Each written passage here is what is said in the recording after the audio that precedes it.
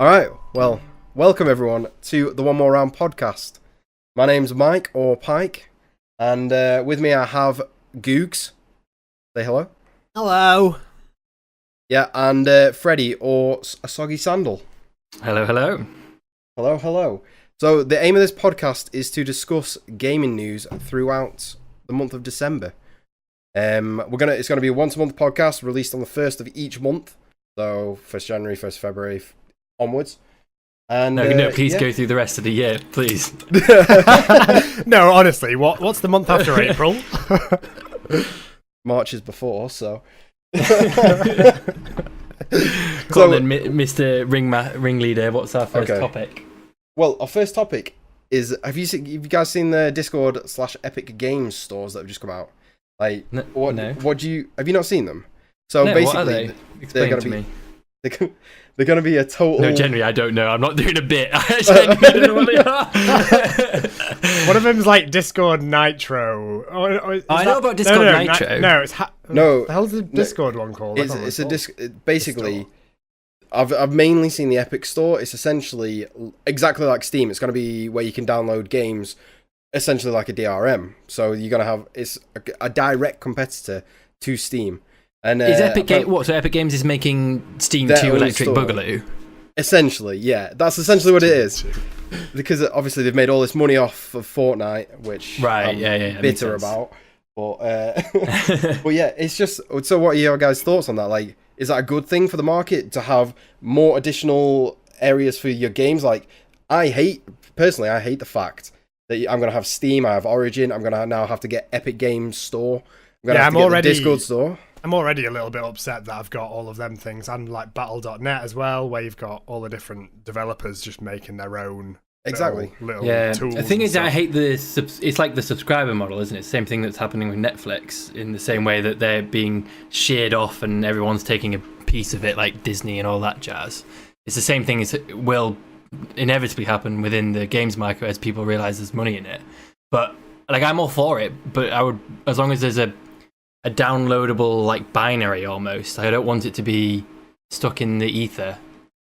Does that make sense? Like, as in, long, to be honest, like it's so hard to get like a CD anymore, which is just a CD. Everything is some kind of link to a subscriber model. I guess you're never going to get direct downloads anymore, are you? Do you know what annoys me the most about? Sorry, you brought up the CD thing, and it's pretty much a total tangent.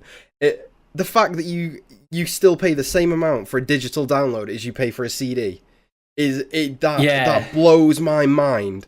Like, I get it. There's no publishing costs in the same way, is there? There's no publishing costs. There's no distribution costs. Yeah. Like, you essentially host them on a server. If you look at the music industry as well as like something that's done a similar thing, everything's now digital download. Digital download, kind of, if you are downloading stuff, it's way cheaper than a CD ever used to be, right? So why is the games industry not followed that kind of same thing? I don't get it. If anything, the prices of digital downloads are often higher than CDs. But that's only like AAA games, right? Any indie publisher or anything has way more entry level because of that. Like, there's so many more low price games, free games. So like, free games wouldn't exist in a CD based era, would it? It would have to be online, fully downloadable content. So, I mean, there is that as well. I mean, Smite wouldn't exist in its platform if it wasn't a direct download. I mean, I do agree with you. It does suck a bit, and particularly when it's something like Just Cause or something, which is a purely like single player experience. Then that's when it matters. But when it's a multiplayer experience, I guess it doesn't really matter because you've got to have an internet connection anyway. Yeah. Do you see it going down the route of? Because of Fortnite's success, do you think more and more games are just going to become free from the offset anyway? I don't know. Absolutely. You're just going to say 100%. Battle Royales then. I'm like, whoa, there's too many. There's already too many Battle Royales. No, definitely not Battle Royale. Well, just freemium in general. And then do microtransactions. Absolutely. It's all going that way. Even paid games have DRM. Why am I saying DRM? You know what I'm on about. Microtransactions. Yeah. Extra in-game currency, Call of Duty, Rainbow Six Siege, like you name it. There's like Rainbow Six Siege has done like the interesting version of it where they haven't gone fully free, they've gone cheap, but the cheap version is a slow grind up, so you get less free currency as you go, per win. So it takes you longer to unlock. The starter version. The starter edition, yeah. So that's an interesting idea of it. That is strange. It's terrible. I got it. Yeah. So so the thing is, I bought it cheap, and I wouldn't have bought it if it wasn't cheap. So in an essence, it worked. It got me into the game like massively, because I would probably never bought it at full price. But at the same time, I regret the decision of buying it, because I am now gimped for good. There was no upgrade model. Oh, is there not? Yeah, you couldn't pay for you couldn't pay the rest for the full edition. You would have to buy the full edition separately. But surely that can't be a good business model for them, though, because you're going to get people like you that would rather not pay pay for the full edition. I don't know how much it'd be, but you'd rather just upgrade. But you're happy to continue. Well, you're not happy to continue playing, but you don't feel compelled to go out and spend this X amount of money when they could have offered it for, I don't know, like a $5 or something like that. It just means it takes longer to get every single operator, because I've got the slow unlock, and you get less to start with. So it might be something they're looking at, though. To be fair, maybe they might decide, because it's only recently they've started doing that. Yeah, right? So maybe they don't have the model in place, like the code in place to allow an upgrade like that. It does seem like missing. Like, I think Miller did the same. Was it Miller? Someone else did the same thing, where they were talking about, why can't I upgrade it? They wanted to do the exact same thing that I had done. I just managed to buy the full version on one of them really good sales, right? It was like 70% off or some ridiculous amount, which was... I probably got the full version for cheaper than you got the starter version. Yeah, and you're now a higher level than Freddy. I played it once and I'm already to high level. Yay! And I'm the one that's not got hooked. We didn't mention the fact that all the upside to all the different distributors is cost, right? The more competition on the market, the better it is for. It depends on which way it goes, really, doesn't it? Like if you've got in the way of streaming, what they're doing is they're all pulling apart and taking away slices of the pie, so that they've only got their own little silos, and you've got to subscribe to everybody's model. Whereas if they do it in a different way, whereby you've got Steam and you've got Epic Games, but they both provide, X game, like, whatever game it is, say Rainbow Six. I don't know why Epic Games and Steam would both have Rainbow Six, but say they both provide Rainbow Six at a price, and that then can be a competitive market, right? And that's good for us as consumers. But as it stands right now, what it ends up being is everybody takes their own section of games and it only goes to one distributor, and that's the bad way of it happening. Yeah, the most inconvenient thing about it, and that's all it is I now will have 6 or 7 different libraries of games, and I have to think to myself, what did I buy this on? That's how it currently is, right? Because I see a future market in making a unified exactly. Game library. I was just you need a new program to pull all your games together. It literally just pulls it all in, uses their APIs, and just points them. I suppose there isn't one. I thought that, why is there not one of those for streaming, or is there one for streaming video? Like a unified API which just like pulls in all Netflix, Hulu, Disney, or Amazon Video, goes to all those and shows them all in one big library, because that would be a worthwhile subscriber model as well. All right, boys, I'm just gonna cut this part. Just discuss. I've got to go, guys. Right. Delete the recording so I didn't say it first as well. To like re-edit it so you said it first. Yeah, definitely. But, well, the main thing is that Epic Games are now getting exclusives for their store, so they're pulling clout. Essentially. So they've made all this money, and they're just like throwing money at Telltale's old IP, which is The Walking Dead, because Telltale obviously went under earlier this year. Mm-hmm. So the final 2 episodes of the final season are now going to be on the Epic Games store. I hold season 3, episode 1 and 2 on Steam, and 3 and 4 are going to be in the Epic Games store. That's going to be so annoying. So, but I mean, I'm happy anyway, because at least I get to finish that series. So there's two sides to that, right? Because it probably wouldn't have been finished if Epic Games didn't pick it up. Yeah. But now you've got to deal with two distributors. Yeah. So basically what happened with Telltale Games was they turned up to work one day. They were recording voice lines for the season 3, episode 3, and they were all told that it had been cancelled. Like they heard that day. It was really like sudden, wasn't it? Like they didn't get told beforehand or anything. They just turned up to recording and then axed. Yeah, so what's happened is all these developers were like out of work or like going for different jobs, but they've created a new studio between them all, and they're just going to finish these 2 off, and that's the end of the series then, which I'm like super stoked about. Like them games are actually brilliant. Being a streamer myself, it makes it linear games mean you can just focus on what chat is saying while still being able to follow the story. The hardest part I've found playing games that aren't like linear, I just get lost. I forget what the story is because I'm so distracted. I mostly just forget what I'm saying to my chat, and then they'll answer a question I've asked, and then I'm like, "What are you talking about?" So I've got something to say about that actually. So the Telltale games are all good and everything, but they're not really games, are they? They're just a story. They're more of like an interactive story than they are a game. They're very much blurring the line between video game and movie, I would say. And then from the other side of it as well, Black Mirror this month is coming out with an interactive movie through Netflix. So kind of that line's gonna are they? Disappear. So what? Can you elaborate more on what that's going to be? Do you know more about it? I don't know a lot about it, but they've put something on Netflix which is kind of a bit of an Easter egg to.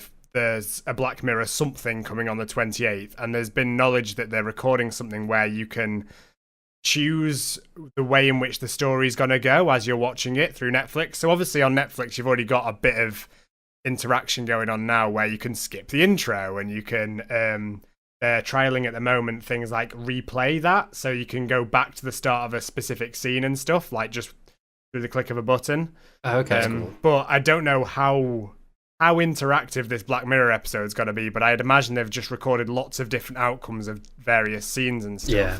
Then you get to choose that's where it goes. That's going to be like Walking Dead or whatever. It's like very much...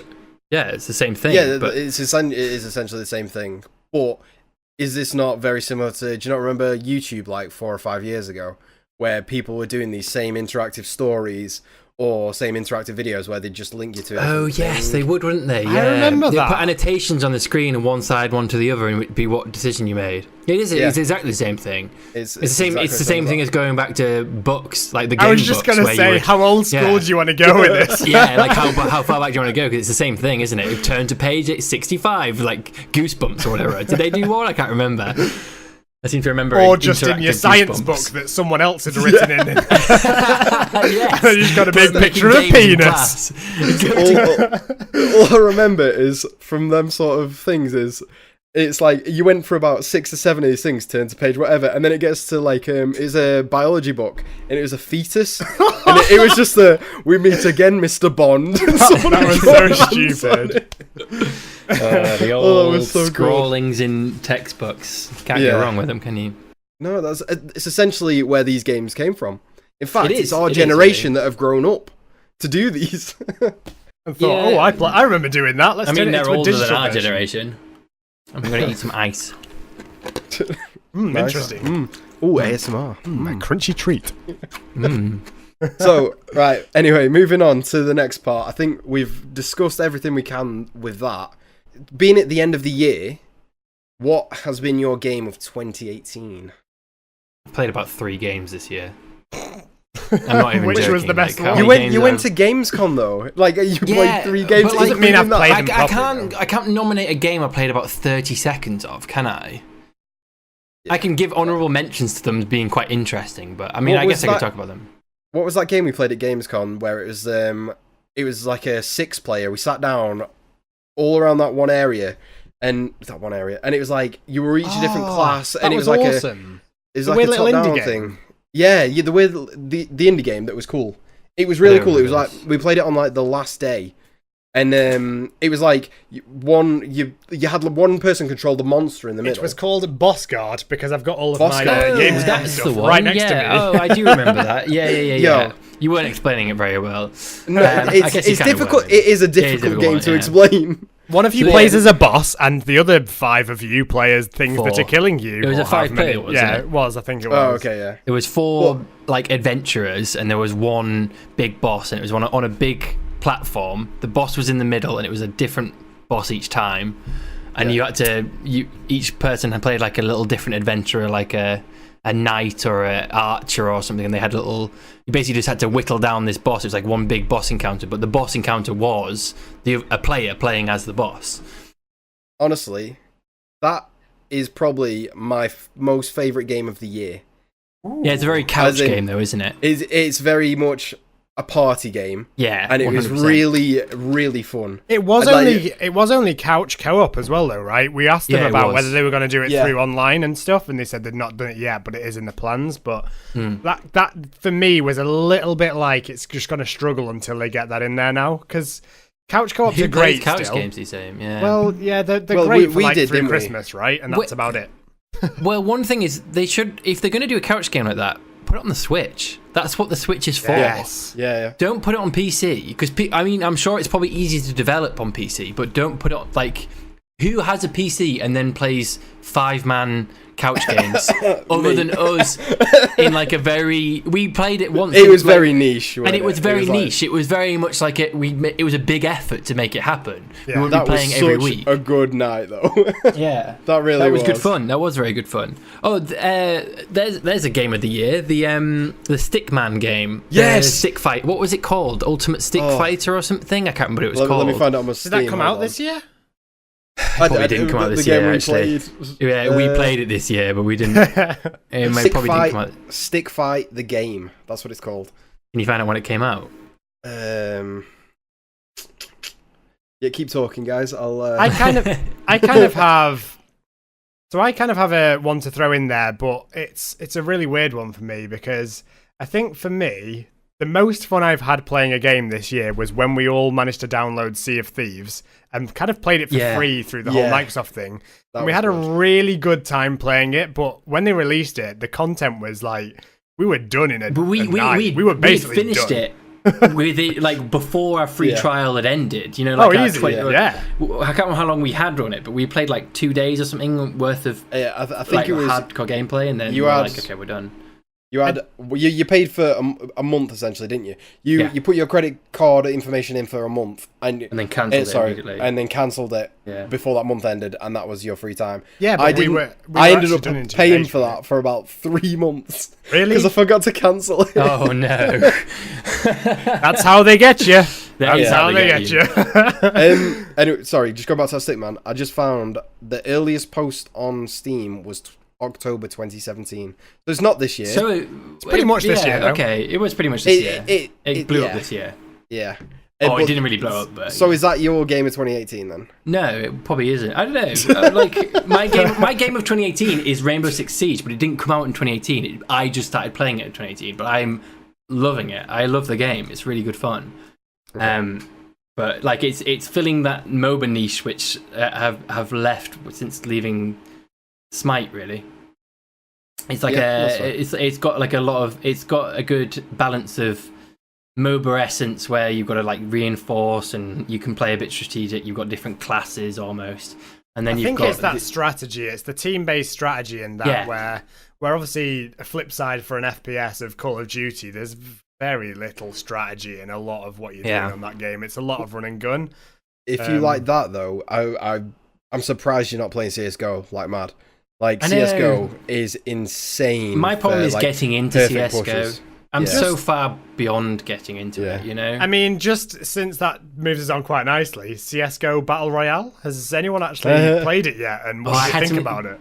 Well, that's a really good point, but can I quickly take us back for a second? Because I know. But I still hadn't encroached onto the Super Smash Bros. And has anyone played that yet? No, I've not played Super Smash since GameCube. Yeah, me neither. But my Twitter has been absolutely blowing up this week with people saying it looks incredible. They've added like loads of new characters, but they've not reworked old characters, so they're not sure how it's going to work together. And so I've been playing it a bit. I haven't got a Switch, but one of the guys at my work has a Switch, and he brings it in, and we play it at lunchtimes and like after work. We have like a little 3-man. Yeah, it's really good fun. We have like a little 3-man Switch game. He bought a load of GameCube controllers and one of those like adapters. So we were all playing on the old school game controllers and just playing 3-man Smash or 4-man Smash sometimes. And I suck, absolutely suck, because 1, I don't play console anymore, and 2, I haven't played that game. I barely played it when a GameCube time on the old Brawl or whatever, and it's been years since I played it, so I've been getting my ass handed to me. But it's been really fun. It's been a very fun game to like pick up. It's very polished. It feels very good. The skill level gap is insane, isn't it? Yeah, like you think it's like, oh, you just mash buttons, but no, it's like timing is everything in that game. Well, there is on one hand, and there's certain things that you have to do. But when you're playing a big, there's like 6 people on the platform, and it's like there's items, and it's an absolute mayhem. Button mashing is 100% the way to go. But then I was watching. We don't really speak his name, but like Lord Voldemort of Smite, DM Brandon. I had a little watch of him. We don't really speak his name. He who must not be named. He shall not be named. No, he was doing a little mini tournament with I guess it was his subscribers or whatever, and he was casting it, and that's honestly one of the only things he can do is cast, and particularly Smash is where he came from. He can cast that very well. So he was casting that, and honestly, it was so interesting and so different of a game to watch a 1v1 on a very neutral platform. Of people, it was very, as you said, it's very, the skill ceiling is high. There's a lot of tech. Like it's huge, and when you hear someone commentating, and you don't really play the game. It is like they're speaking a different language because they're talking about up smash, up B. Tilt air, whatever, near air or nair or whatever. There's like the one where they hang on the edge of the platform so the other people can't get the ledge grabs, right? Yeah, that's absolutely insane. Yeah, it's crazy. Like, edge guarding where you like you knock someone off the side when they've got to recover back onto the edge, and you can either like go and meet them mid-air, or you can like take the ledge, as you said. And there's like so much like tactics just in how you approach someone as they're trying to get back onto the platform.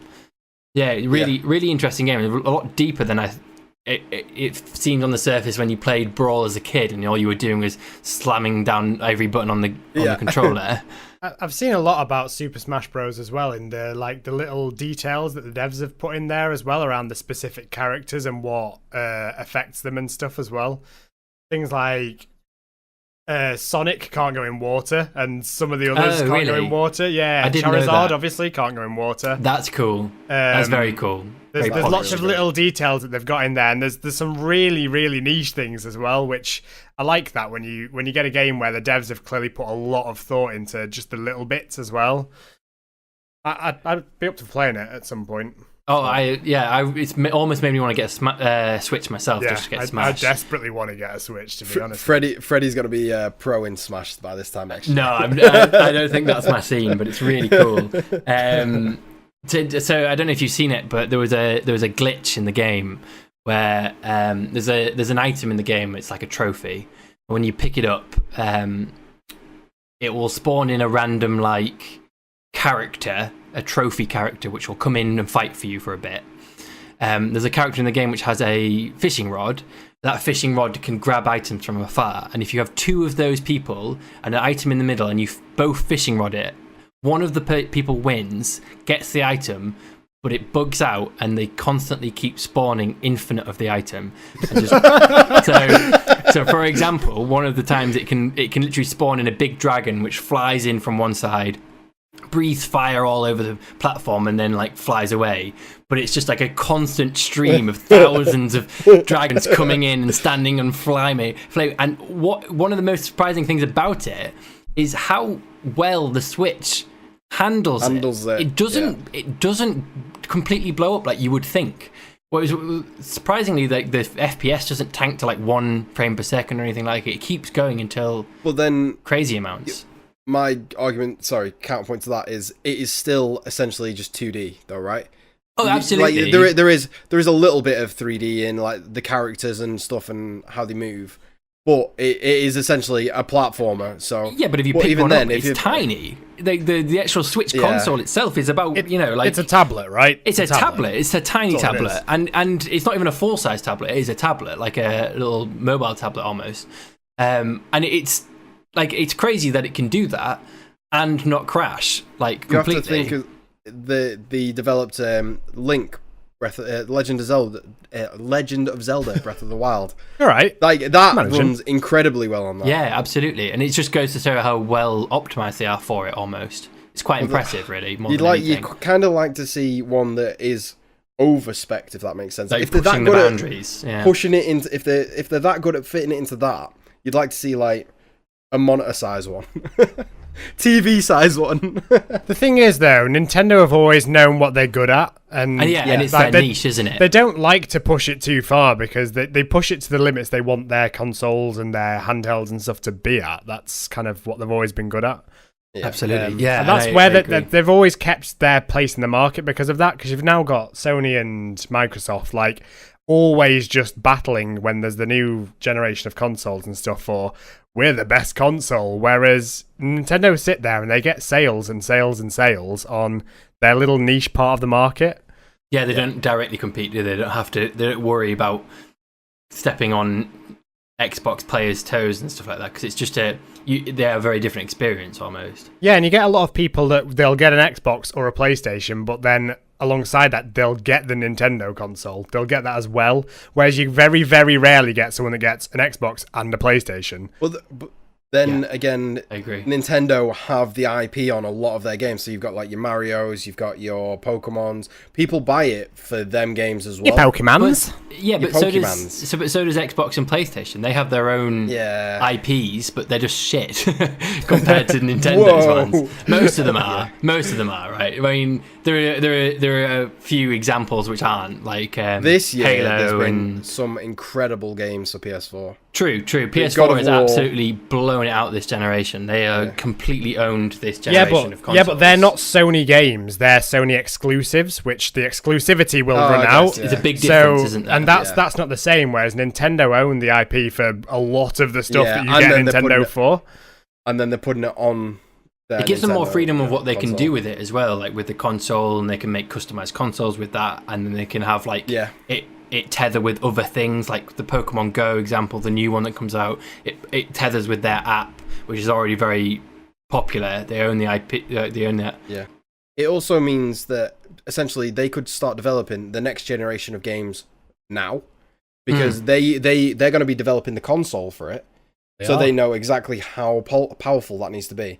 So this like Breath of the Wild, Legend of Zelda game could have been in development for 4 or 5 years on like a prototype Switch. Yeah, true. And it means that they've been able to optimize it. Same with the Smash stuff. Yeah, but they're built in conjunction, aren't they? Yeah, that's a good point. They know the ins and out of the console very well because they develop the console and they can almost develop them both in tandem with each other rather than. It's like Sony will send out a development dev kit to someone and being like, here you go, you have 6 months to develop games on it. Yeah. Go.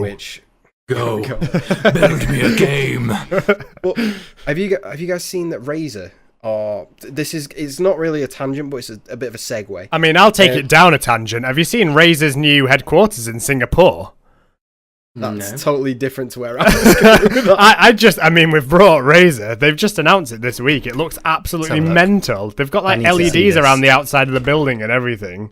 I'll insert this into the YouTube video. Razer Singapore office. You can move on to whatever you were going on to now if you want to, Mike. But oh my god. Exactly. This looks amazing. So essentially, Razer have now developed for the next generation of consoles a keyboard and mouse, which to me seems really, as in a wireless keyboard and mouse. Do you mean the next generation or the current generation? It's definitely the current generation. Is it the current generation? Yeah, you can get it for your Xbox now. At that point, why not get a PC? Why not get a PC? You can. that winds me up. I thought you could already plug in like play. You can on PlayStation. You couldn't on Xbox. Sorry, which is very strange. Yeah, it just so seemed Sony really weird. Like and also they're going to be at such an advantage in games like Siege and other FPS, Call of Duty and other FPS games. It's going again. So apparently, it kind of depends on the game, but I think Fortnite, as the one that's quite commonly known as cross-platform, does split out them players. So if it knows that you're a keyboard and mouse setup on the Xbox or whatever, but would it know that split as your a lobby console? out? Yeah. Would an Xbox know that you're using a Razer peripheral? Well, so in your settings, you have to say I'm using control or keyboard mouse, and therefore then it knows what server to drop you in. I guess even if it was emulating a controller. I believe it doesn't do the same on every single game, though. At that point, if you're then segregating players by keyboard or mouse or control, why have you got crossplay? There's no point. So that you can still play. So if you, on a keyboard and mouse, play with someone on a control, then they have a cross-play lobby for that. Yeah. And then you could be against all sorts of people. Okay. I guess that kind of makes sense. You wouldn't get matched against them if you were separately queuing, but if you went in and got into a party together, then you would end up into a different queue, which is people doing the same thing, being in a cross-platform queue. That does make sense, which is fair. Actually. Yeah, it does make sense, doesn't it? Should we go on to the old CSGO Battle Royale thing? Throw it back finally! Throw it back about 15 minutes. And we'll throw be it back there. 15 minutes. Go on, Steph. Give me your thoughts. I want to hear them. I mean, it depends. I mean, my thoughts on Battle Royale as a whole are very much, I am bored of it. It's tiring, and I'm kind of done. I'm over it. I think it makes sense for CSGO to go into that world because it's kind of the original FPS. It's the original, for me it is anyway, it's the original FPS, and I've not played it yet. It looks interesting because they've changed it up. It's 16 people only, right? As opposed to the rest of kind of all... Yeah, it's tiny compared to a normal... Yeah. And when you drop in, instead of dropping in somewhere that only you know, you mark where you're going to drop. So the rest of the lobby knows where you're dropping as well. Oh, interesting. I didn't know that. Yeah. That's kind of cool. And also you have like little iPads that you can bring in loot with. So I saw that you can buy stuff, can't you? It's like the same thing in game of CS where it has like a market where you buy things in new rounds, but it's on the go, on the fly. I do think it won't take off though. No, I agree. Don't think so. It's not. It is like a little gimmick they've done to be on the Battle Royale mode. But I really do think they should focus on improving. It takes me back to CS Source though, where you used to play gun game. You used to play gun game as just just as something just to piss around on for a little while, right? And that's the same with Call of Duty for me. You've got the main Call of Duty game, and that's what I enjoy. But I wouldn't mind dropping into the Battle Royale part just to take my head off things and just like wander around for a bit. And it's just it's a different world, isn't it? So, with this change, though, CSGO went free. So, you don't Bad move. So, you don't pay for it anymore. They have Prime matchmaking in place that you pay for. Or you can just go in the free lobbies. Which you will never, ever do that. Because there are so many hackers. Yeah. Like, as soon as it went... there was hackers before in it. But they still had to buy the game originally. So if you bought the game originally, do you automatically get allowed into the premium matchmaking? I actually don't know. Because the only thing that upsets me is, like, I've bought this game, and do I get money back? No. So therefore, someone can sit there and play the game the same as me, and I've spent a load of money on it. And I've never quite agreed with that whole, like, release a game with costs, and then it's free all of a sudden. That happened with Elder Scrolls Online as well. I know it did, but I just don't agree with it. I was paying like 20 quid a month. I bought the game and then paid like 20 quid a month subscription for it or something like that. Yeah, but subscription fees are easier to get past, whereas an upfront cost for a game is kind of harder. Did you just say schmuck? I was listening to Steph and I just said schmuck. They're calling you a schmuck for subscribing to a MOBA. Well, I mean, that's a different talk, an MMO, isn't it, mate. really? That's MMO. That's for a future podcast. That's a different topic, really, of talk, anyway. But as soon as the new MMO subscription fee comes out, we'll be right on it. You can bet your ass. Fuck that one. Or release a breaking news content. We interrupt this podcast to talk about MOBAs. Oh, yeah. But there's cosmetic skins involved as well in that. So, like, they've made a load of accounts free now. They've opened a load of stuff to hackers, and I reckon a lot of people will just leave if they don't want to buy Prime stuff. Like, it'd be hard to kill CS:GO now, though, won't it? CS in general has a very hardcore following just for the esports scene, really, more than anything. You have to think how long it can keep going, though, as in this current iteration of CS, because that's been out now since what, 2012, something like that. Wow. It's around that time. It's been around for a little while. But I mean, let's have a quick look at the Steam reviews in the past week and realise that the Steam reviews are classed as mixed, whereas overall it's very positive. So clearly people aren't taking kindly to it. I mean, nobody's going to take kind to it in Steph, general. Just find one good one. Find a good one and a bad one. What, from recently? Yeah. I mean, I didn't want to put you on the spot. This is a really difficult thing to do because I've now got to read something and then try and make sure that I want to read it out first. It's censored in some way. Yeah, it's actually okay for a podcast. I mean, this one's kind of a mixture of both. So they've put recommended, and then their comment is, okay, what the fuck? Free to play? So how about to those who bought it? So, I mean, they have no idea. Has it completely shafted people who did buy it? Yeah, so you don't get your money back. Yeah, you don't get your money back at all. And you don't get the premium queue. Steph, was that written by you, that one? That was exactly the point you were bringing up before. I just want my money back, alright? He's just typing furiously in the background. Guys, I found one. That's found one. It's from this It's Goose guy. Idiot. Then you got 20 hours played. You said you wanted a recent one. Now. Tell you what, it's interesting about the hackers thing, because that is a big bar to entry in a lot of games. But it just, any free-to-play game is going to have a lot more hackers in it because nobody cares. Nobody has as big an attachment to an account if they haven't put money into it. You know, it doesn't matter. Other than people that obviously played it for a long time, but it's different. I actually hate hackers so much. Like, sorry, we say hackers. They're not hackers. Sorry, there's a difference. It shouldn't be hackers. It should be cheaters, because they're not really hacking, are they? They're paying someone else for a piece of software. That's nuts, isn't it? You can pay. So in Rainbow, not on PC, but on Xbox, there's almost like a DDoS thing. I think kids who are like 15 years old pay money so that the lobby gets like DDoS and crashed and shut down when they're like losing their ranked game or whatever. And it's nuts that so many people are paying money for cheats and hacks and other kind of things. We were talking about Fortnite earlier, and I read an article this week, and that's just reminded me. There's a kid who's 16 years... You love Fortnite, don't you? No, I hate it. I hate it so much. All you can do is talk about Fortnite, so I think that you love it.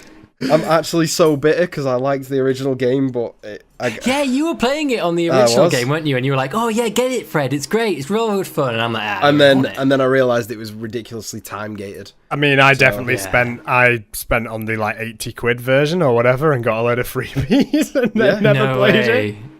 Is it the was it like a mobile game style, like time gate stuff? Yeah, so it was like you had to research things, but you'd get like 1 point per 5 minutes of time.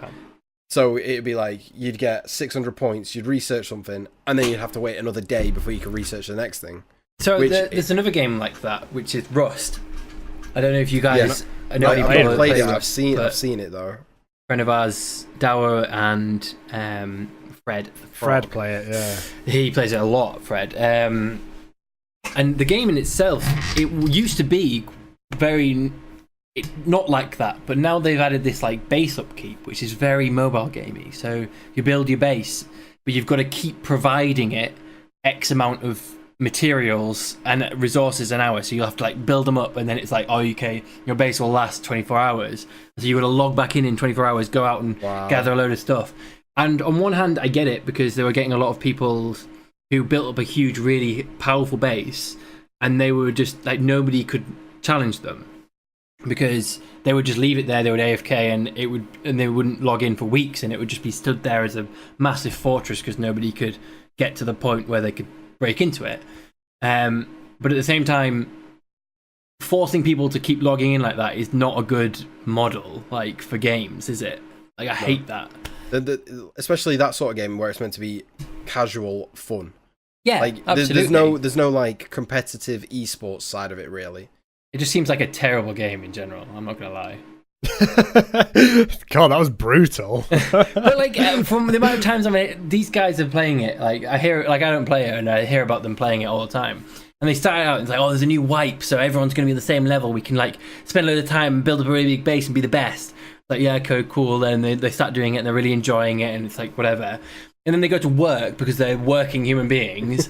And then the next evening they come home and they're like, oh, we've been raided, everything's been fucked. We're like stuck in a corner, people are just like shitting on us every 5 seconds. And it's like, what kind of game is this? You just spent the entire weekend building up a base and everything. You go to work, you come home, and everything has been destroyed by some kids who are sat at home. And because you're not logged in at that exact time, you've just been destroyed. It's like, that doesn't sound very fun to me.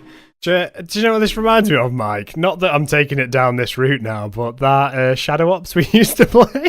Oh, mate, that game was so good. This is the like 3D version of that, like 3D game version of that, basically. What's Shadow Ops? It was a. I'm not going to go down this route for the podcast, but it was a text based like space wars game. Yeah, we played this a long time ago. But it ran on ticks, and it was like 15-minute ticks, right? And you could literally obliterate someone whilst they were in bed because you knew they were from America or something, and therefore you obliterated them, and then they'd get up and they'd be gone. And they'd log in and they'd just be like, "Oh, guys, I'm gonna go." Oh, okay. Well, you couldn't even log in if you had been killed. You couldn't log in. You had to make a new account. Yeah, you had to make a new account to see that your other account had been killed.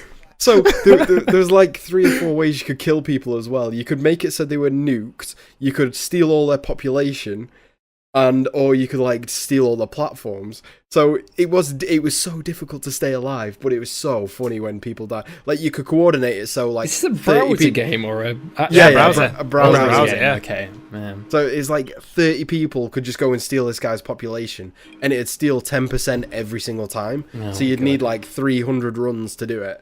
And you just couldn't log on. You just wake up and be like, your account has been killed. Please sign up. Great. Anyway, let's move it back to like nowadays and not like games from the 90s. I'm not going to talk about this, but here's a synopsis of everything. What it's like. I did force your hand, but what? No, I'm going to talk about how Mike I did. I'm not going to talk about this. Yeah. And then I didn't want to. Basically, I preempted your response, which was, you did say, and I was like, I did say.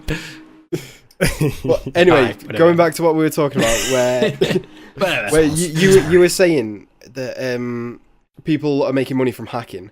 I read an article this week on, I think it was on the BBC website, where a Fortnite guy got hacked. A Fortnite kid, sorry, he was 16, got hacked, and he lost all his account. He couldn't get it back. He went onto a forum and they told him how to do it to other people. He did it for something like 6 hours and made like 13 grand from selling on the account because of all the skins on it. He says it's totally pot luck what you get, but if you can get like 1 or 2 good accounts, then you've made a fortune. I wonder how they do it. I wonder if they brute force it or what. No, they just social engineer it. So, well, not social engineer, but a lot of people's emails are leaked, aren't they? Just randomly. Oh, I see. And they use leaked emails. And then they use the leaked emails onto the Epic account. That's interesting. Yeah, apparently they can even get through 2-factor authentication somehow. I don't know how. Oh, I wonder how they do that. That's interesting. It's what it said. I wonder if it's just not a very strict 2-factor. Yeah, I'm wondering if it's one of these ones where you could like like do proper social engineering where you just ring up and be like, yeah, my account's, I can't get into it, I've lost my phone. Yeah, and pretend you're that person. Pretend you're that person. You've got access to all their emails. You've got a load of personal information. That'll be what it is. It's got to be the way it is. But yeah, I just thought I'd throw that in there, following on from stuff you were saying before. But could you imagine earning that much money? Yeah, just for like crazy, 6 hours. But the worst part is, his parents knew what he was doing. Oh, his parents knew. His parents knew, and he was, and they were like, they encouraged him essentially. Like, wow. They didn't tell him to stop anyway. So, but yeah, some good parenting right there.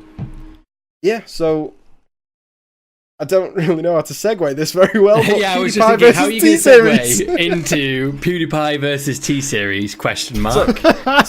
So everyone subscribe to PewDiePie. There we go. I've segued in. Easy. PewDiePie is probably going to talk about that. I'm actually really intrigued by this, actually, because I didn't realize until very, very recently that PewDiePie, well, this T-Series thing existed.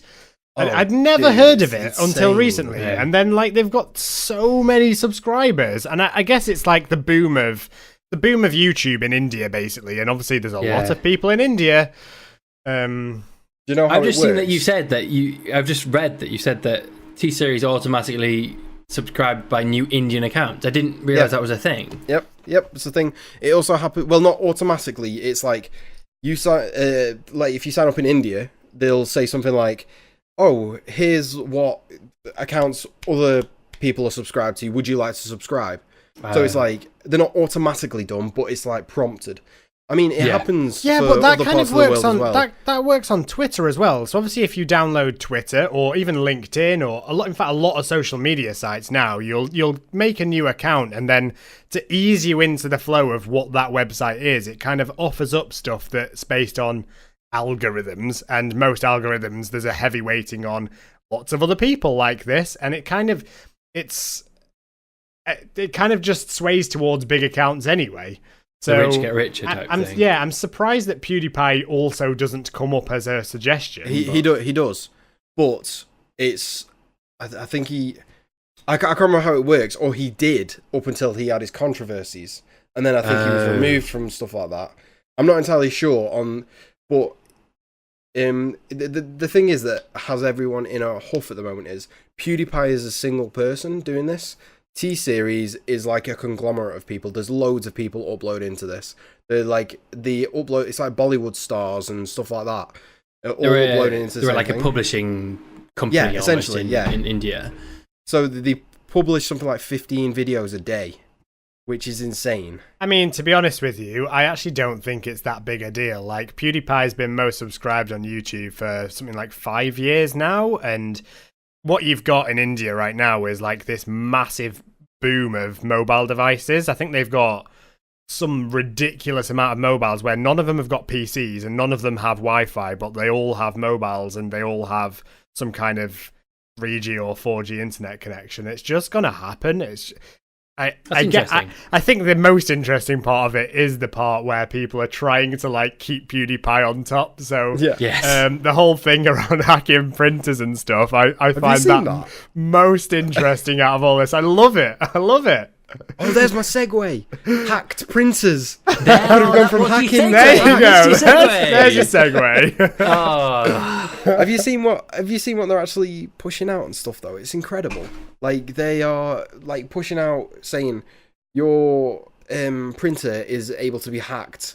Evidence of this or something like that, and it's like, please subscribe to PewDiePie. Please do this. Growfist. Also, update your printer because it sucks. Printers are one of the easiest vectors for hacking. Which is very surprising though. Like especially company printers though, right? Because normally they're inside the network to start with.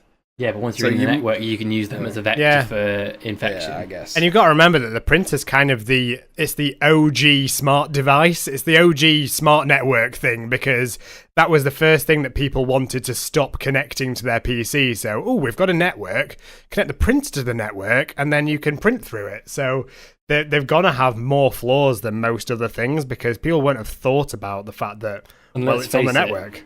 Nobody buys a decent fucking printer. They buy the cheapest one they can. And so the cheapest one they can doesn't have any kind of network security, so it's just open. Yeah. Oh, that winds me up that. And obviously, your point on company printers before, companies don't spend a lot of money on things because you got to cost save wherever possible. Yeah, that's very true. I don't know, but there's some. Sorry, just this is totally irrelevant. It's the next part. You're really good at this whole segue into the next section thing. I love it. Fantastic. I think that's going to be the thing. To be fair, I did want to go over this earlier, but I've just been busy all day. So essentially, NVIDIA have managed to generate a face that beats the uncanny valley. It's actually insane. So I've seen this. So I've provided you guys a link. So if you scroll down to this link, I see it. I'm gonna click it. How do I click it? As long as we move on to the cats, as long as we go into the like human face and then move on to the cats. Have you seen the cats? Yes. So essentially, I'm pretty sure every picture on this page is generated by AI. Yeah, any picture of a person or a cat is generated by AI. Yeah, the cat's fucked up. Except for the three on the left-hand side of, I think, the first image. Of the first one. Yeah. That is just what it's using, like celebrities' faces and... So this is crazy. It's mad, isn't it? But it's basically smushing together a load of people, right? It's not actually like generating it from scratch. You see, if you scroll down to the next set, it literally says under that picture, none of these people exist. So that, like, could you imagine that in a game? That's insane. Is that using that whole learning algorithm AI stuff that was famous for that deep fake shit? That's crazy. It's essentially that, right? But I'm actually genuinely surprised how realistic they look. Do you not? For the people watching on YouTube, I'll put stuff here for this now. If you guys didn't know, we are putting this on YouTube. If you're listening to this, like, go look at it. But yeah, genuinely, they just look like everyday people. It's not like they look like superstars or anything like that. The guy I'm looking at right now looks like just some generic guy with a bit of stubble on his face, a bit of like wavy hair, and a slight smile. Like, there's nothing. Like, he's not striking. You wouldn't look twice at him. He looks like a normal human being. Yeah. Could you imagine this happening in games though? And for me, it is slightly worrying because, like, I get the entire point of wanting to be as realistic in games, but then could this cause some sort of like PTSD for some people when they're in GTA 5? You have to kill people in that. Now, at the moment, you can separate that because it doesn't look that realistic. It's not. You don't. Sorry, I just hit my microphone. You don't. Like, how do I explain this? You don't actually kill a man. Yeah. You don't mean like a cognitive connection, do you? That it's a human being. It's like you're just like, yeah. That's what I was trying to say. But then, could you imagine now? Yeah. Wow. Sorry, that was a hard R. I didn't mean to say that, everybody. Wow. But like, some people, this could be the whole like Gamergate thing again, where everything like kicks off from people getting shooting up a school or something. Is your like brain that. still working, Mike? No, I'm not sure if it is. I feel like it's connected to his mouth anymore. I think what we do is we replace Mike with one of these AI generated people, and I think it'd seem more like a person. I can't wait for NVIDIA porn.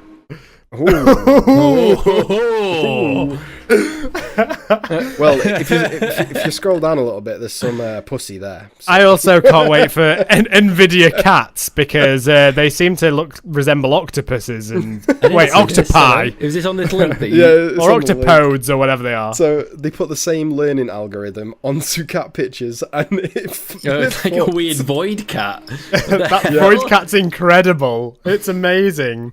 And the one that's like in the montage of pictures, the one that's like a weird pink thing. I've no idea what's going on in that. In the middle, you mean about? Yes. Or the one towards like the top right, which is like a pink egg with a cat head on it. For the people listening, it's described as Cats of Cthulhu.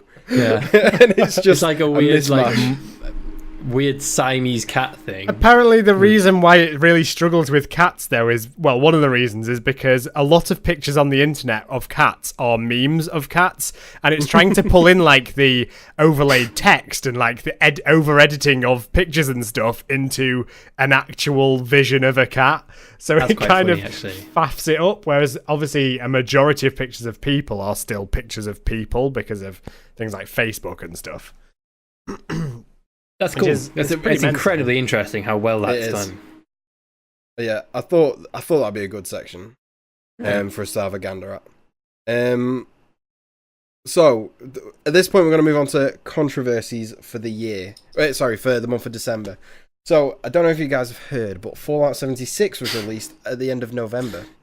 Did you guys get a chance to look at it? No, absolutely not. Have I you didn't not bother seen downloading the beta when it came out. I very briefly tuned into one stream for about 5 minutes, and I was like, I'm bored. I didn't get to. I've seen videos. I've seen all the controversy around it. I've not actually seen much of the game. So there are some people I'm pretty sure it's like a 40 to 60 quid game. It is. It's a full price game. It's a AAA game. There are so many bugs in it. It's insane. It's a Bethesda game, which is fine. Everyone expects bugs, but when it's a multiplayer Bethesda game, that's when it becomes a problem. It doesn't even look good either. It looks like ass. It looks like a bad DayZ, like a really bad DayZ. Well, the problem is, the game itself was really fun because it was very immersive, and most of that came around because of the dialogue options with AI, the VAT system, everything, the world building in its essence was very good. And then they've taken it and they've stripped down everything but the core, and the core mechanics of the game were always ass, but now that's all there is these core mechanics. It was never a good shooter, it was never a good explorer and stuff like that, and now that's all that's left, and all the bare bones is left, and you're playing that and it's all that's going, and there's no animated AIs anymore to give you quests. It's literally just recordings on voice recordings on tapes. Every time you come to an end of a quest, it's just a tape recording at the end. It's just terrible. The whole thing is just such a bad. The VAT system is gone. It's basically just aimbot system. The slowdown time is gone, so it's just bad. It's buggy as crap. You look down at the floor and your frame rate shoots through the sky, and your movement speed is based on your frame rate, so you move faster than everybody else. What is that about? How is that allowed on a multiplayer game as well? We had these problems in CS back in Half-Life, Half-Life 2 or whatever, Half-Life 1. That was when we were tying FPS to time, and now it's in a multiplayer, a 2018 game. It's just a joke, which people have paid 60 quid for. Well, not only that, if you pre-ordered it, he said you'd get a camo bag with it. Yeah, I saw that. And genuinely, this camo bag is it's just like a piece of cloth. It's not even Yeah, but can you see it though? No. If you can't see it, then it's a great camo bag. That's true. Well, so the way around this is, there was a load of controversy around this. So they were offering in-game currency for people to just accept the bag for what it was. So they offered $5. Just accept it for what it is. Just accept it, guys. Essentially. Accept this piece of crap bag that we've given you. So they offered $5 worth of in-game currency, which it was pointless. But that's what the cloth was worth. But apparently, if you took that, you then couldn't be part of the class action lawsuit or the civil lawsuit or whatever it is. The ones where everyone bands together. Because you'd accepted that scenario. For that was an accepted thing, but they didn't tell anyone this. So by accepting the thing, you accepted some small print to say I waive any rights to be complaining. That is how compensation tends to work, though. If you accept the compensation, you are accepting that that's acceptable, if that makes sense. So that makes sense. That's just kind of how it works. You can't complain after accepting the compensation, right? Should they have offered more? additional bottle caps? Should they have offered? They should have, because the in-game currency was terrible. It was like, as you say, it was like a $5. It was nothing. But the problem is they should have offered that the difference, right, in what you've paid, because that doesn't cost them anything. Well, it does a little bit, but it doesn't cost them like as much as giving refunds to everyone that wants. Yeah, but well, you think about it, like what they're doing there is appeasing they're mitigating the 90% that are they're not caring about the 10% who are really riled up. They're mitigating the 90% that could turn around and say, hey, we can get joining on this class action lawsuit or whatever, just by them coming up with I get a free $5 worth of in-game currency. I mean, I think the biggest issue with giving out in-game currency was the fact that they were giving out in-game currency to people that didn't want to play that game anymore. I'm so riled up with this non-camo bag that I don't want to play the game. Well, regardless of that, I don't think anyone wants to play that game anymore anyway because of all the bugs. To be fair, I think they fixed a lot of the issues that were originally highlighted. Like, it was a beta, and that's what I based this section off. But the amount of bugs, a lot of them have been fixed now. Oh, have they? But maybe they're on release. I mean, yeah, you say that, but there was a beta like the week before. It was full of bugs and it was terrible. They released a game, it was the same game, obviously, because they couldn't change anything in a week. Yeah, no, don't set your beta like a week before actual release date. What the hell? What's the point of me that? Off at the moment as well. And too many people as well, too many devs at the moment kind of use alpha or beta as an excuse for like having shitloads of development issues. Yeah, like stop doing it. That doesn't count. And I think it's because the whole early access rule of like, if you release something to early access, you can make your costs back and a bit of profit, then you don't have to care anymore. And there's a lot of that going on in the development industry at the moment. Or if you smite, just release it anyway. just release it anyway. But, game.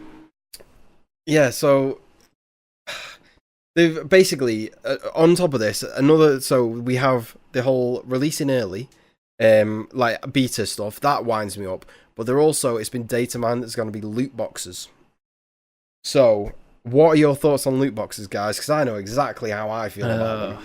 Yeah, I think this has been drilled to death in just anyone's opinion on loot boxes is bad. Like, nobody wants loot boxes in games. So, if that's the case, why do they keep putting them in?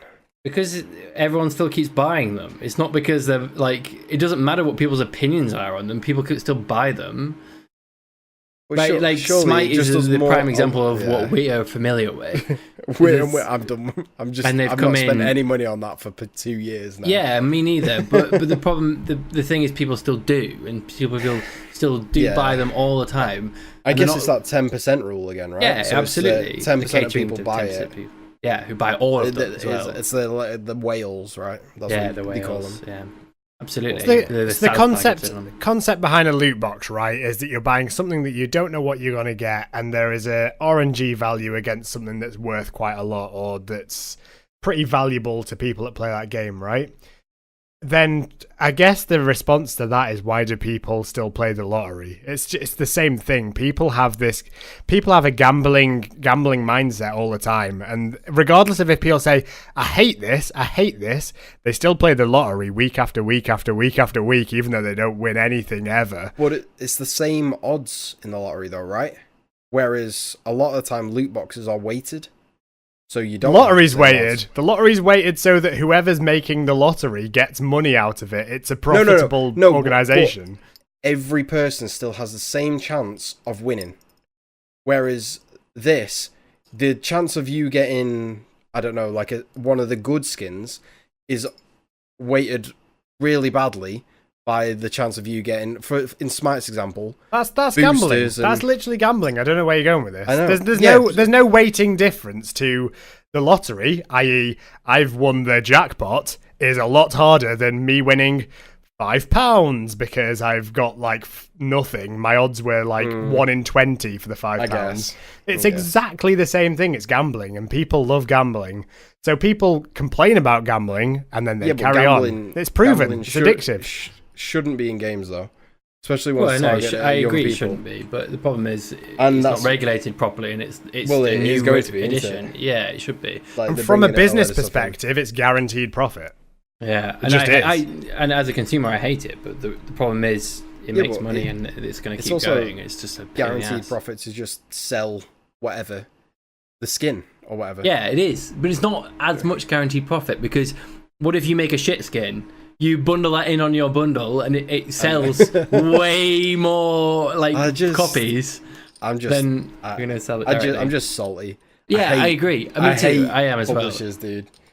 Like it's 90% of the time it's going to be publishers that are telling people they have to do this as well now. Especially Activision, they seem to be throwing it in every game possible. My biggest gripe with it is less that it's on free games, because on free games it's almost like guaranteed income. Yeah. Whereas on paid games, when you've paid a premium to play the game and then you have to pay more premium to get content, that's bad.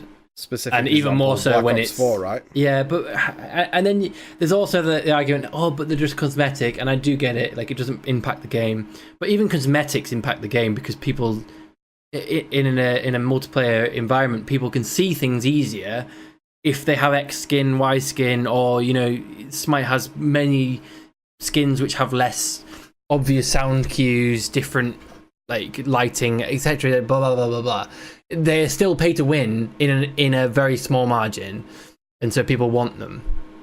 Yeah, I think the flip side for this is like how it works for Dota and any Valve game really, where they kind of have these loot boxes where that's the way in which you get the skins for the game if you're wanting to spend money on the game itself. But then, regardless of the rarity of the skin, it will be available on the marketplace. So they've got this separate thing, which is a marketplace where you're able to sell stuff as well and then buy stuff as well, which I think that's kind of a bit of a different world of it, because you still get the loot box, which is extremely rare. So that skin, if you want to spend £2 on this loot box, and it's going to be, you got to struggle to get it, but you'll still always be able to get the skin if you want to throw money at it. And you kind of know in the back of your head, I'm not giving this money directly to the developer, I'm giving this money to someone else that's got lucky. I guess they get a percentage cut of whatever's sold in the marketplace. It kind of works for Valve because they own Steam, right? Yeah. But you're then going back around. That's great and all, but it just encourages hackers. Then, if you can sell them, yeah. You go back to PUBG, true. PUBG with its free, just having loads of bots and stuff, farming free currency. So it's a double-edged sword with the selling thing. In one hand, it makes you feel better, but on the other hand, it also dilutes the playing with full of hackers and bots who are farming the currency or whatever. Yeah. Almost come back full circle there to the whole. Almost full circle. Yeah. Was kicked off with hacking, and we're back to hacking. Interesting to see that you've written that whilst we come back to Fallout 76, is that it's actually still selling incredibly well. Yeah, well, it's going to sell well though, isn't it? It's a Fallout game. Everyone's pre-ordered it. Everyone's pre-ordered it and got their camo bag, and then decided to not use it, play it. Not play it. Genuine question, I don't know this. Was Fallout 76 cross-platform, or was it? I don't think so. Is it like you buy it for a platform? It's PS4, Xbox, PC. But they're all separate? Yeah. Oh. Like, the issue is at the moment, especially with cross-platform, Sony don't want to do cross-platform at all, because they're currently the biggest one out of the three, right? Yeah, but they have for Fortnite. I know we keep coming back to that. They have, so it's kind Fortnite is like always the one we come back to. Yeah, but it's broken a lot of boundaries, though, hasn't it? Even though I don't really enjoy it anymore, and I know I did play it quite a bit, it's kind of is the one that's pushing boundaries and pushing other big names to do things that they wouldn't normally have done. It's because the following of Fortnite, though, right? It's like, at the moment, Smite are trying to go for the cross-platform stuff, and they've managed to do it perfectly between Switch. Well, I say perfectly, we've not actually got there yet. Between the Switch, Xbox, and PC, apparently that's going to be absolutely fine. But Sony just are refusing to let it go onto the PS4. And at this point, the PS4 is getting to the end of its life, right? They should just let it go and let crossplay go so that they can be ready for it for the PS5. That's my thoughts. Same with the Xbox Anaconda or whatever it's called next. When When are the next consoles going to be coming? Do we know? Has there been any leaks? 2020? I think the PS5 is being announced officially next year. Isn't it something like a 7-year turnaround between generations? Yeah, and that makes it 2020. Like I think it was 2013 that the last generation came out. It's crazy, isn't it? 7 years of same hardware. I mean, it's not the same though, is it? Because you had Xbox One Day One edition, which is what I've got, is absolutely not as good as the Xbox One X. It's just not. They definitely. You get different graphics, like in game, compared to somebody who got the new one now. I don't get decent 4K at all. I don't think. I don't even know if I can get 4K. I don't think you get 4K. Yeah. No. Whereas the Xbox One X is classed as, it's the one that they market as the most powerful console in the world, and that is 30 FPS 4K, right? When I've been at yours, when we're playing like World War II COD, you could definitely see FPS drops. Sometimes. Oh yeah, massively. So this, even though they kind of have these generations of consoles, it's more just a naming convention than anything nowadays, I think, because they do release like, and they even used to, the PS2 had like, in fact the PS1 had the slimline PS1 or whatever. But it was the PlayStation 1, then the PS1, which was You smaller. say that it's naming conventions, but it's not, because games are released for that generation, so they have to be backwards compatible for the most early version of that generation. So games can only go up to the limit of the first like output. Maybe they can push the boundaries of like the options a little bit more. Maybe they could say they'll scale them just like you scale games for PCs, right? Yeah, true. They won't limit a game to the first version of the generation, but they will offer the capability for that first generation to load it. Yeah, true. True that. I think we are getting up to the time. Should we have a one more topic thing and then move on and call it? Can we do two? There's two I want to do. What do you want to do? Give me Heroes of the Storm. And Carlton suing Fortnite. You just love Fortnite that much. You are obsessed with Fortnite. Let's skip out on Heroes of the Storm. We'll talk about that one in conjunction with Smite at some point. Because I feel like Smite... That's a big topic. Smite's a big topic from considering my background and Mike's current background, and Steph is... I think it's more just the esports scene kind of topic. It is, isn't it? We're very much going into the esports scene with that topic. So let's park those two on the back burner for next time. But I'm down to talk about Carlton sues Fortnite for his dance. So it has come to my attention this week. I've read a few articles where numerous people that have had their dances immortalized in Fortnite are now suing Fortnite. I think it's funny because like this has been discussed almost ever since the first dances were released onto the game, because the very original dance, I think the OG dance on Fortnite was someone had done it in the past. Yeah, it was the Donald Faison one, Turk from Scrubs. Yeah, exactly. Yeah, the poison. Yeah. And there's loads of stuff in there where it's kind of, it's dances that exist in the world, and can you copyright or can you say you came up with a dance? Probably not. And I think you've put a point in our thing here where the Backpack Kid is gonna try and sue for his floss thing. But there's already been people that have proven that there was people doing the floss way before he was. So how the hell does he legitimately sue for the fact that he came up with that's not the floss? Is it not? Well, yes, it is, but according to everyone now. But I swear the floss used to be like the classic, like you'd see you gotta roll the floss out, put it between your teeth. No. You've got your webcam rolling right now, Freddie, right? And you'd wrap it between your legs and you do back and forth floss between your legs. You know, like that's the floss tied to side to me is not the floss. The floss is like the whole like flossing your ass crack with it. I don't know what you mean, Freddie. For the YouTube viewers, can you just give us an example? Maybe next time. That was bonus content. That's one more round late at night.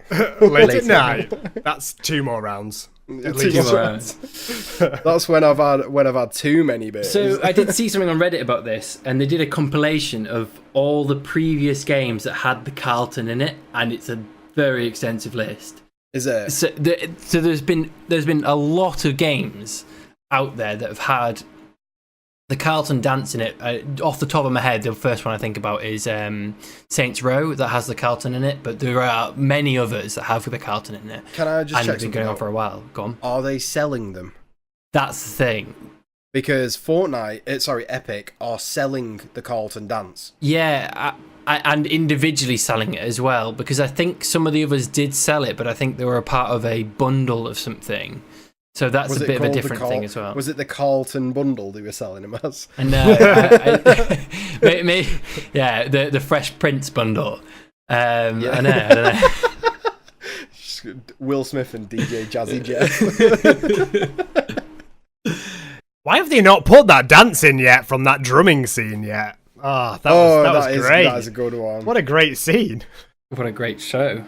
It even still lives up to the hype today. It is just a really good show. It really is. I fucking love that. Another one that always comes up for me is Futurama. Futurama quotes Yes. and images always come up, and I'm always like, God, that was a good show. It still holds up so well.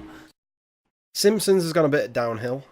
Yeah, recently. but that's because it keeps running forever and ever. Yeah, and ever. it is like 22 years old now or something. Yeah, it's crazy. They didn't know when to stop with The Simpsons, whereas I feel like the Futurama had its... Well, yeah, and it had its start and its end with Futurama, and it's nostalgic now, and that's why it's still tied it good. up, didn't they? Yeah, absolutely. Did you see the last episode of Futurama and how they tied it back into the first? Mm-hmm. Oh, it's so I don't good. remember it. I have seen it. So I don't remember it. Basically, Fry Spoilers. froze time. Yeah, sorry. Spoilers. Was it the movie? No, Fry froze time, so. didn't he?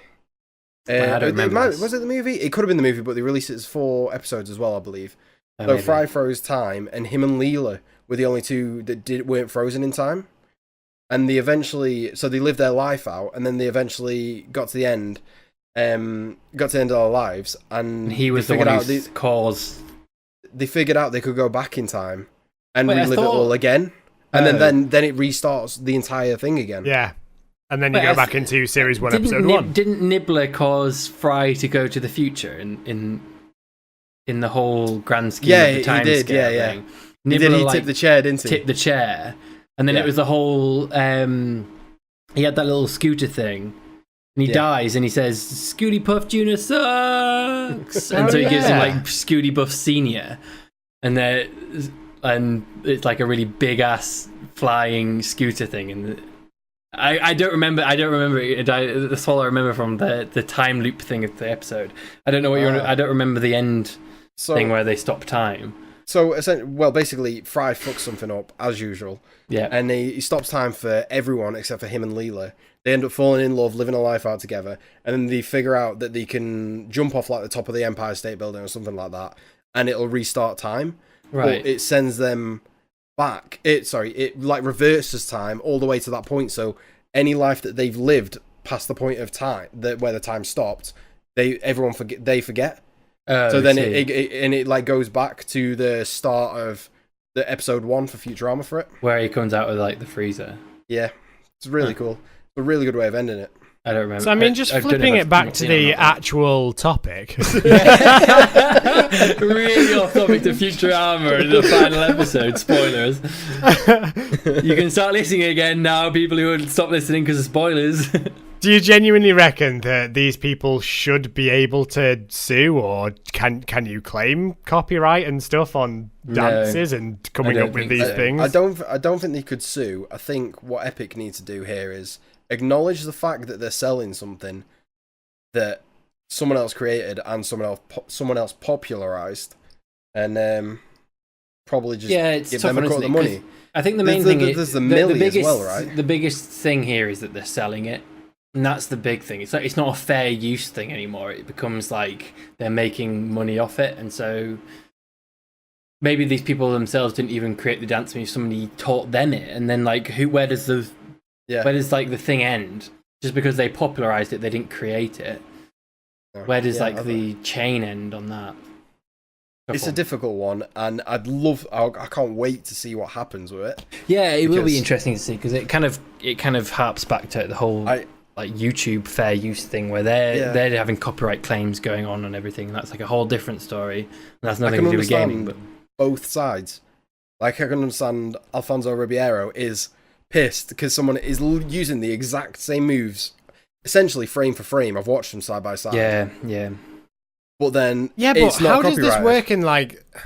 So I get it, like it's being digitized and games digitize things, but what happens with, as an example, Michael Jackson, the moonwalk? He didn't come up with that; he popularized it. But then lots of people nowadays make money off the fact that they've got YouTube channels. They're good at doing similar dances to what Michael Jackson used to do. His family and stuff don't make money off the fact that other people make money off his dance. Like, that's not how that works. It's creativity, right? And it's using someone else's creativity and doing it differently or the same or whatever and doing it your own way. Like, the more I'm thinking about it, more I think that I don't think they're going to win the lawsuit. Because essentially... And I don't think they should either, because I think in the end, like... Well, what happens you're in a dance club or like a nightclub doing the Carlton, and then suddenly the police come up. Shit! That's the Carlton. That'll be 50 quid, please. Oh, I didn't realise you were here, Alfonso. Sorry. No, but it's just like... I get where he's coming from, but I also don't think he's going to win it. Because if you think about it, if I went and did the Carlton now, nothing had happened to me. Go on, do it. Yeah, go on, do the Carlton. Do the Carlton. You just stay clicking. Great. This is great for a podcast. But, like, say... Use an audio transcription of your dance, please. I'm swaying to one side and then from side to side, clicking his hands. While shaking his head. Tom Jones in the background. Anyway, I think that's a good point to end on. Yeah, it is. Us all. Yeah, absolutely. Is there any last orders for you boys? Anything you'd like to add? Last orders in what? I don't understand. Hello? I'll have a gin and tonic, please. You've had one too many, mate. No, I had one too many. I'm cutting you off. I don't want one more round. I'm good. Alright, guys. Well, that is podcast number 1 of One More Round. I hope you've enjoyed it. Yeah. I've enjoyed it. I've really enjoyed it. It's been good chatting about stuff. We've got quite a few Christmas, topics. but this will come out after Christmas. So have a good New Year's, everybody. Have a great 2019, and I'm looking forward to more podcasts going through. We've got a few other topics. We've got esports that we wanted to go through at some point. We've got, obviously, any other news that comes out in the gaming world as well. So I'm looking forward to having a chat about Christmas. this. We can have a little post-Christmas chat over the next one, what we got for Christmas and stuff. I did actually want to bring up on this one, but we ranted way too long about other random crap. So maybe next time we'll come back around to Christmas and the time of the year. We just ranted about We just Fortnite. kept talking about Fortnite. This one should be called Fortnite. That'll be good for our SEO as well. We'll put Fortnite in the title and everyone will... Yes! I like it. I like it. Steph's the one to talk to you about SEO. I am. Okay, everyone. All right. Thanks for joining, guys. We'll be live. We'll be releasing the next podcast in 1st of February. Is when the next one's coming out. Yeah, exactly a month after this one. So, Bye. see you later. Bye.